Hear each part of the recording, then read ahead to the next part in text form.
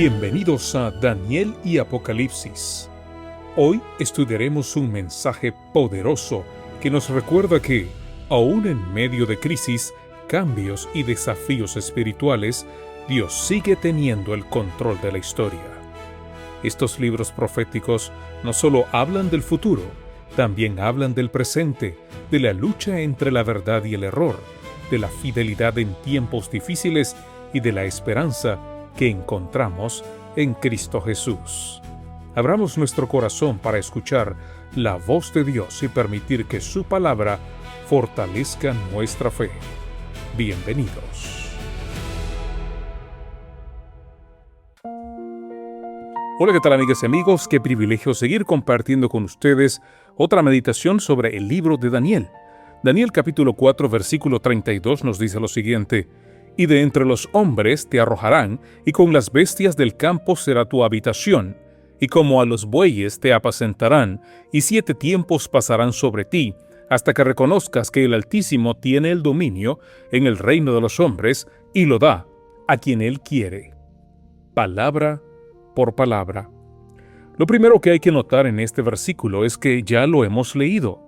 La voz del cielo repite casi sílaba por sílaba lo que el profeta había dicho 12 meses antes. Ni una palabra se suaviza, ni una se agrava. Y esa identidad es en sí una declaración. Lo que aquel anciano extranjero había pronunciado en el salón del trono era exactamente lo que el cielo pensaba. Dios respalda a su mensajero repitiendo su discurso sin corregirlo. Hay, sin embargo, una diferencia significativa. En la versión que el profeta dio, la sentencia incluía que el rey sería bañado con el rocío del cielo. Aquí, esa frase no aparece. En el anuncio hubo espacio para el detalle que consolaba. En la ejecución, el texto va directo a lo esencial. La misericordia no ha desaparecido. Seguirá cayendo cada noche sobre el caído, pero el momento del juicio no se detiene a explicarla. El verbo con que abre el versículo es tarad, expulsar, echar fuera. El término que se usa para arrojar a alguien de un lugar donde ya no tiene derecho a estar. Y el paralelo es demoledor. Es expulsado de entre los hombres el mismo que se había proclamado dueño de la casa real. Como a los bueyes te apacentarán. La comparación no es casual. El buey es el animal doméstico por excelencia, el que trabaja bajo yugo y come lo que otro le pone delante. Aquel hombre había dicho, con la fuerza de mi poder, ahora será alimentado como se alimenta a una bestia de labranza, sin decidir su comida ni su hora.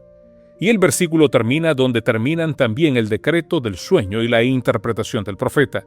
El Altísimo tiene el dominio en el reino de los hombres y lo da a quien Él quiere. 3 veces aparece esa frase en el capítulo y es su estribillo teológico. Todo lo demás cambia de voz y de escenario. Esa afirmación se repite intacta como el bajo continuo que sostiene toda la música. Alrededor de la capital se extendían las praderas irrigadas por los canales del Éufrates, donde pastaban los rebaños que abastecían al palacio y a los templos. No era un desierto remoto, era el campo abierto que cualquiera veía desde las terrazas reales.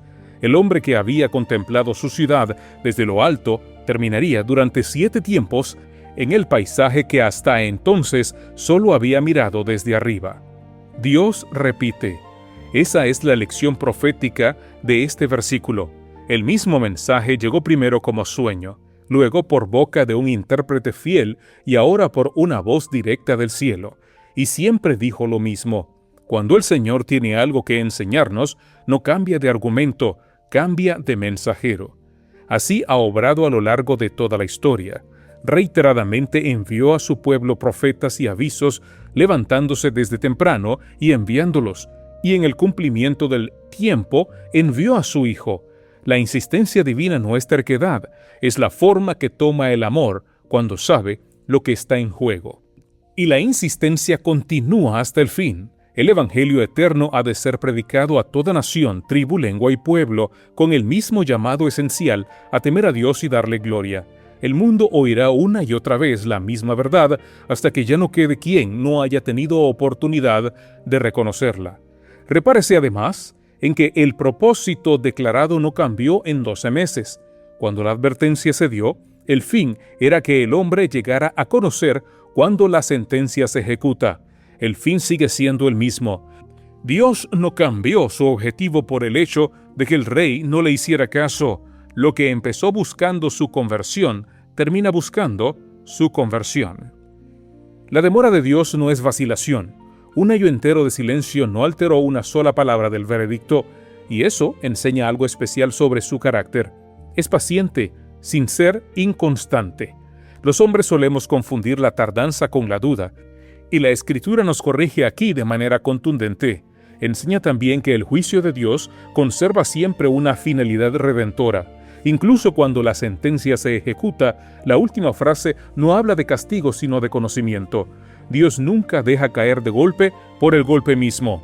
Hasta en su severidad persigue que la criatura lo reconozca y viva. Y hay una advertencia sobre el yugo. Quien no quiere someterse a Dios no queda libre, queda sometido a otra cosa.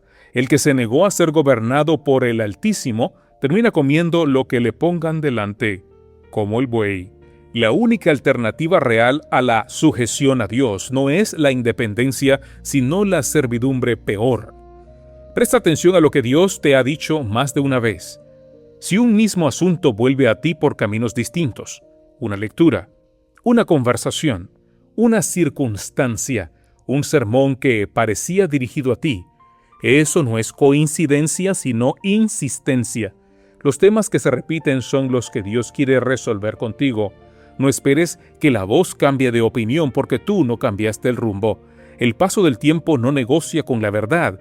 Lo que era pecado hace un año lo sigue siendo hoy, aunque nos hayamos acostumbrado a él y nada malo haya ocurrido todavía. Examina, por último, quién te está alimentando. Todos comemos de alguna mesa, la de Dios o la de aquello a lo que nos hemos entregado.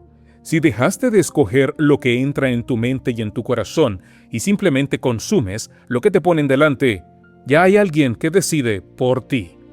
El cielo dijo 2 veces lo mismo, con las mismas palabras, con 12 meses de distancia. Esa fidelidad terrible es también nuestra esperanza. Si Dios no cambia sus advertencias, tampoco cambiará sus promesas. El que no rebajó una sílaba de la sentencia tampoco rebajará una sílaba del perdón que ofreció. Porque el estribillo del capítulo termina en una noticia buena. El Altísimo da el reino a quien Él quiere, y ha querido darlo a los pobres de espíritu, a los mansos, a los que reconocen que no tienen más. No temáis manada pequeña, dijo Jesús, porque a vuestro Padre le ha placido daros el reino. Ese reino no se conquista con la fuerza de nuestro poder, ni se levanta para la gloria de nuestra majestad. Se recibe de rodillas con las manos abiertas. Reconoce hoy quién gobierna y descubrirás que el mismo Dios que quita coronas está deseando ponerte una. Altísimo Dios, tú tienes el dominio en el reino de los hombres y lo das a quien tú quieres. Nada se levanta ni cae sin tu consentimiento, y en tus manos está también nuestra vida.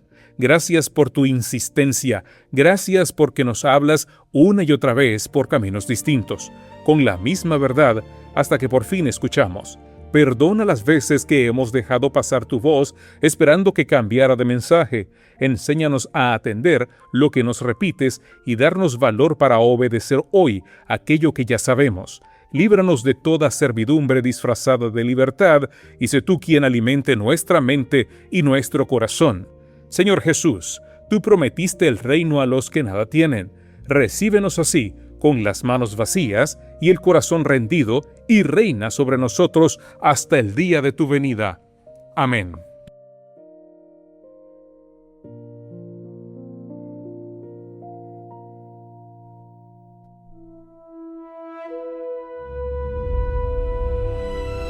Gracias por acompañarnos en este estudio de Daniel y Apocalipsis.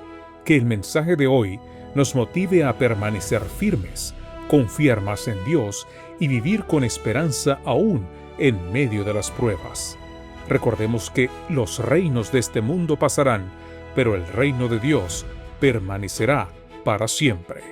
Hasta nuestro próximo encuentro, que el Señor bendiga tu vida y fortalezca tu caminar espiritual.